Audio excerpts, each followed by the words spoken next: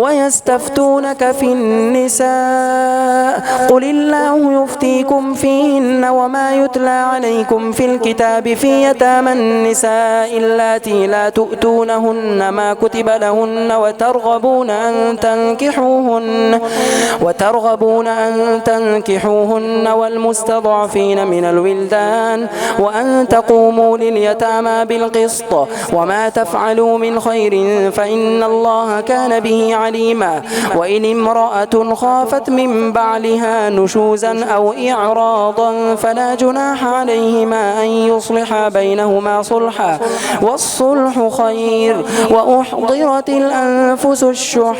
وإن تحسنوا وتتقوا فإن الله كان بما تعملون خبيرا ولن تستطيعوا أن تعدلوا بين النساء ولو حرصتم فلا تميلوا كل الميل فتذروها كالمعلقة وإن تصلحوا وتتقوا فإن الله كان غفورا رحيما وإن